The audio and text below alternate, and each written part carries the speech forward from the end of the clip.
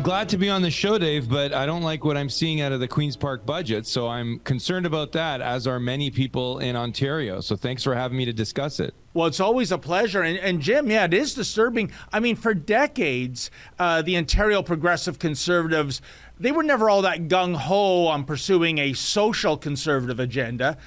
But the PCs always presented themselves as being fiscally conservative and fiscally responsible. They were the so-called adults in the room when it came to minding the publicly funded piggy bank. So, Jim, how did we end up with all of this porkapalooza? Well, it's a good budget for a Liberal government, and that's exactly what the PC party is. They are the new Liberal Party of Justin Trudeau in Ontario. And you're right. For all those years, 15 years, we heard the PC party when they would go soft on issues concerning parents, like the sex ed curriculum. When they would go soft on other issues that weren't fiscal in nature, they would say, trust us. When we get in power, when we get that majority, we're going to be good stewards of the economy. And as bad as Kathleen Wynne and Dalton McGuinty were, Doug Ford and the PCs are worse. And that's not just because the New Blue Party is saying it. We have the Fraser Institute who did a study. It's not their first one. They've done a few in the last 5 years. And Doug Ford, like you said out of the top, spending 25% more than Kathleen Wynne did when she was premier, and a greater deficit on an annual basis than the Liberals ever did in 15 years. And that's excluding COVID spending, because remember, he was spending like that before COVID, and now supposedly COVID's over, and he's spending like that after COVID. And to make matters worse, Dave, we can get into this, no structural tax reductions, tax relief, especially for individuals living in Ontario. So many people are leaving Ontario, and services are getting worse. We've seen hospitals close down, and Doug Ford says he knows how to control the climate. Doug Ford says he knows how to control all kinds of things, but when it comes to hospitals, he doesn't know how to keep our hospitals open. Yeah, you know, that is amazing, Jim, because I'm going back to 2018 when he was on the campaign trail. Doug Ford would raise the issue of his dearly departed brother, Rob, and he often talked about that anecdote when he went to visit Rob, and Rob was on a gurney in a hallway of a hospital, and he campaigned on no more hallway health care. And what do we see in recent weeks? We see entire hospital units temporarily closing down. So forget about hallway health care.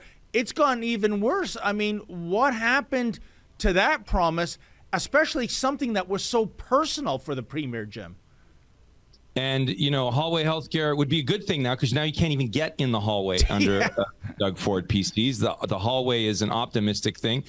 And you got to wonder, Dave, like, where are they spending all the money? Because like you said, they're at $200 billion in spending, 25% higher than where the Liberals were. And the debt is approaching $20 billion a year.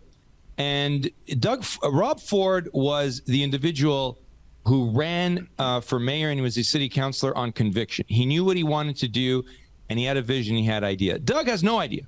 Doug is a Liberal at heart, and a lot of people like to defend him and say, well, just give him another chance. He's got his other majority now, his second majority, and he likes to say, I'm just the premier, and you know, it's Justin Trudeau doing this. He's pushing me to do this. Nonsense, Dave. He is the most powerful man in Ontario. He's got a commanding majority in the legislature, because 57% of Ontarians didn't even know there was an election this past summer. And what is he doing with it? Fewer services, more spending, no tax relief.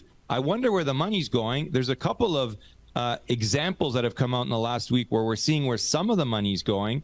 But it's the worst of all worlds as opposed to the best of all worlds, because we're not seeing tax reduction. We're seeing increased spending. Hospitals are crumbling.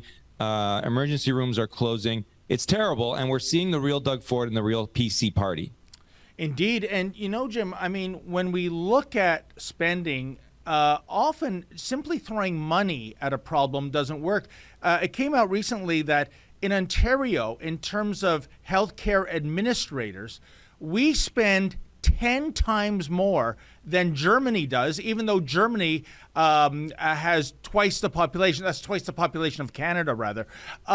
So, you know, what I'm trying to get at, Jim, is what's driving this? You said earlier the connection between the PC party and Doug Ford and the Liberal Trudeau party. And a lot of people say, well, that's preposterous. That's cats and dogs. But what's the basis for your connection there, Jim? Well, we're seeing this is what the PC party is. And a lot of people, want to give them the benefit of the doubt. And they want to say, well, who's advising him? If we only switch advisors. And that's not the case, Dave. It is what the PC cabinet, from Vic Fideli, from Peter Bethlenfalvy, from Doug Ford, from the advisors in the back, they are liberals. They love it. They love the spending. A week before the budget came out, Dave, there was a report that wasn't covered by the media. There was one outlet that just covered an inside baseball kind of outlet.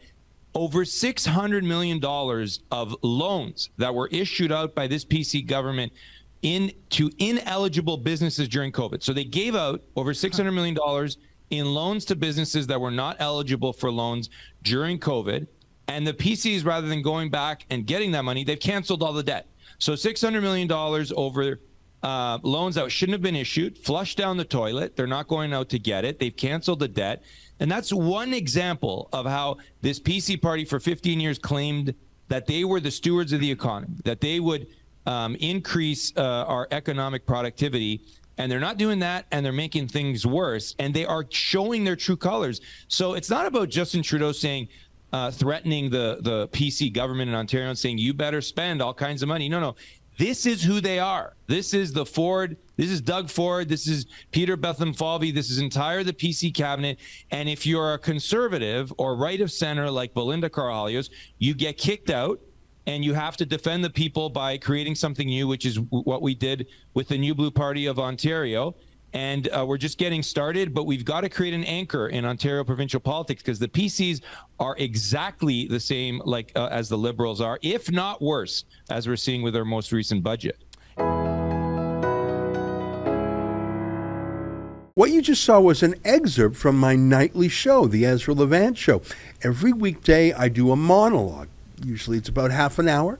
Then I interview an interesting guest, and then we read my hate mail or my fan mail, whichever is more fun. It's only available behind a paywall, though. That's how we pay our bills here at Rebel News. We don't take a dime from Justin Trudeau. But the good news is it's only $8 a month, about half the price of Netflix. And in addition to my nightly show, you also get weekly shows from 4 other friends here at Rebel News. So you're getting 36 shows a month just for $8. I think it's worth it. And even if you're not quite sure, do it anyways, because we rely on viewers like you to keep us free and independent. I promise you I'll never take a dime from Trudeau. Just go to rebelnewsplus.com and click subscribe. Thanks.